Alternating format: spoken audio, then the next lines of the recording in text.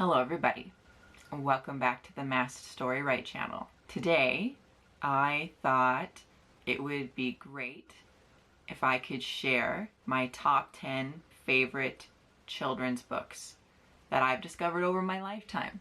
Now, in past videos I have mentioned that I'm not primarily a children's book reader, but I'll read a few, maybe 4 or 5 every year, and sometimes, even as an adult, I find they speak to me enough that I can rate them 5 stars. My inner child connects with these books. My inner adult connects with these books, because often the problems and the conflict that are in these children's books there's still struggles even in the adult world. So all of these books I'm going to talk about are books that connected with me, still connect with me. There's something in them that I relate to. Basically, I like all these books because they're simple stories with deep themes. Some of the books I'm going to talk about today are well known. In fact, some of them won the Goodreads Choice Award, or at least were nominated in their year, and some are lesser known. Most of them are for quite young readers, so younger children, and then there's some that are borderline middle grade, but I still consider them children's books. In order to try not to give too much away, because often when summarizing a children's book, you can almost say the entire plot because they are short books. I'm going to try to summarize each book in one sentence. I'll probably try to give you one quote that really connected with me, and then explain why I related to each of these books. Again, because I related to them, that's why they're here. So the first book is called The Queen on the Corner by Lucy Christopher. I'm going to summarize it in one sentence. Child sees the value in someone who society often looks down upon, and the plot of this book will force society to see it too. I love it when kids can teach society something. One quote that I really liked: "She's right there at the end of our road, in that plot of land that never got built on. She's sitting with the royal hound. I didn't notice her before either. Like everyone else, I just walked by." So I really enjoy the message that all humans have value, because I know we are all capable of falling on hard times. I know they're inevitable, and I know our strength as humanity is that we find strength in community. 3 words I would use to describe the main themes and topics of this book would be community, kindness, empathy. The next book is called The Boy, the Mole, the Fox, and the Horse by Charlie Mackesy. I hope I said his last name right. If I were to summarize this in one sentence: a boy, a mole, a fox, and a horse adventuring into the wild and exploring the thoughts and feelings that unite us all. So I would say, simple story, big messaging, very quotable. There's a lot of quotes I took from this book. Here's one of my favorites. "Isn't it odd? We can only see our outsides, but nearly everything happens on the inside." As someone who struggles with anxiety, and I have struggled with it my entire life, I really relate to the importance of spending time trying to understand what's going on inside you. Spend the time feeling your feelings. Spend the time in your brain trying to understand why you might be feeling what you're feeling. Because what's going on in here informs every choice I make and what's going on out here. So if you're someone who likes reading a book that talks about friendship, self-esteem, and looking within, this is the book for you. The next book is called What Do You Do With an Idea by Kobe Yamada. This book was a Goodreads Choice Award nominee in 2014, so it's quite well known. One sentence summary: something amazing happens when a child learns to welcome and nourish an idea. What that something amazing is, you'll have to read to find out. One quote that really stuck with me: "But there was something magical about my idea. I had to admit I had felt better and happier when it was around." As a creative, I relate to having many ideas that when they first pop up, when I first come across these ideas or create these ideas, I am inspired, I get excited, but then I fall victim to doubts getting in the way, to a lack of imagination preventing me from expanding on the idea. I also allow many obstacles, perceived obstacles that I create that might not actually exist. I allow those perceived obstacles to get in the way of allowing my idea to become bigger and eventually something acted upon. So if you like a story that is inspiring, has to deal with confidence and imagination, this is the book for you.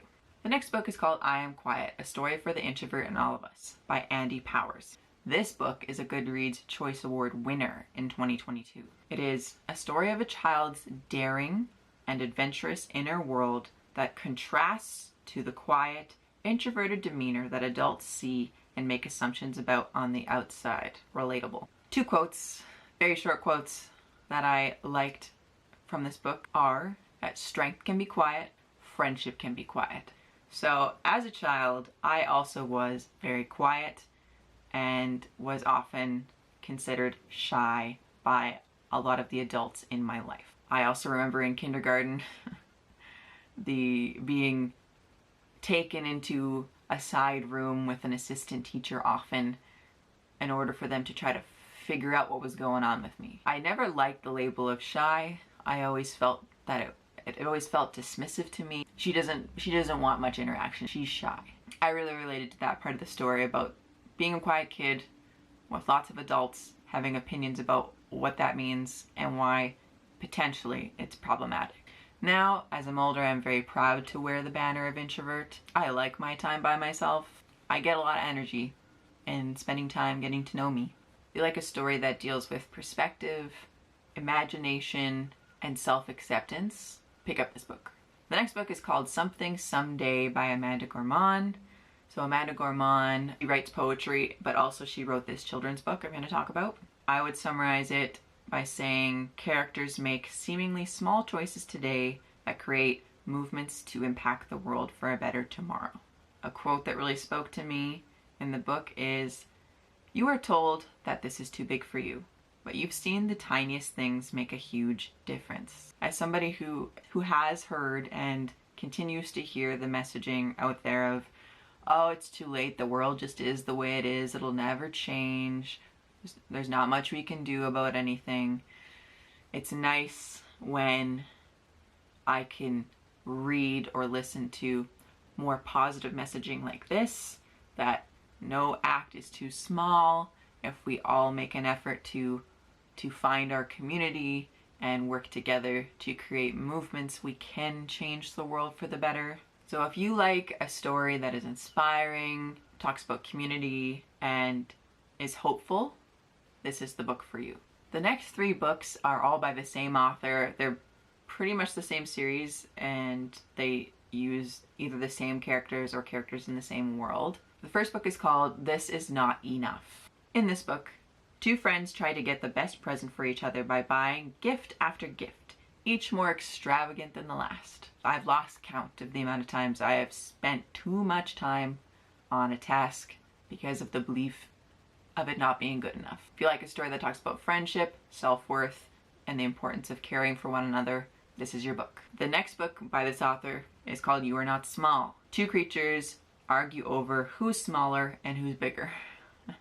Again, the amount of times I have wasted energy trying to argue a point that doesn't really matter and really just comes down to perspective and just gets in the way of a relationship, I have done too many times to even count. So very relatable. If you like a story that talks about perspective, identity, and comparison, here you go. Then the last one by this author, Anna Kang, is We Are Not Friends, is what it's called. This one was a Goodreads Choice Award nominee in 2019.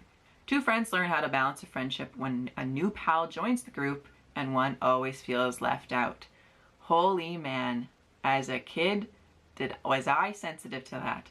I remember being in friend groups with an odd number and sometimes being the one left out, and I would pick a corner and sulk. I would guilt trip. I would force my way in. I really didn't like it. Therefore, I really like this book because, man, can I relate. If you like a book that talks about exclusion versus inclusion, friendship, and similarities versus differences, this is your book. And the last two I'm going to talk about are from the same author as well. These two, again, are borderline. They could be for older children, but also could be considered middle grade. But I think older children can read these books and get value from them. So the first one is called The Tea Dragon Society by Kay O'Neill. A character's life is enriched when learning the art form of tea dragon caretaking from two kind tea shop owners. So very much cozy vibes. A quote I really liked: "Memories don't just live inside you, Minette. They live in all the people and objects you share your life with." Another quote I really liked: "Everything that happens is part of your wholeness. The sadness, the loss, the hurt, as well as the joy, the love, the friendship.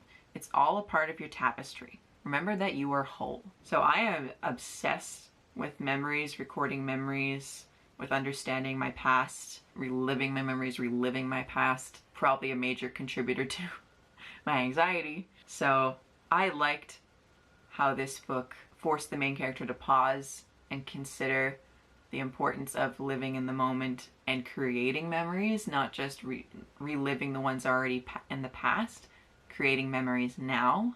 So if you like a story that is cozy, has to do with kindness and community, this is a great book for that. And then the second book by this author, and the last book I'm going to talk about today, is the sequel to the first one. So this one's called The Tea Dragon Festival. A character discovers a tea dragon that has just woken up from an enchanted sleep and attempts to help him come to terms with the time he has lost. One quote I really liked: "Whatever I do from now on will be lovelier and richer because I understand what's important now." I related to this sequel similarly to the first one. I relate to spending so much time reliving and reliving past memories over and over again, especially ones that have to do with loss or regret. I forget to live in the now. So if you like a story that is whimsical, has to do with self-love, community, and purpose, finding your purpose, this is one of the best books to pick up for that. That is everything. Those are 10 of my favorite children's books that all have something to say that I related to on so many levels. Again, I would say for children's books, especially ones like these, they may be short, but they can cover many themes and they can go deep with those themes. I want to know if you have read any of these books. What did you think of them? I want to know which ones you want to read next. I will leave you there. I will sign off and I will see you later.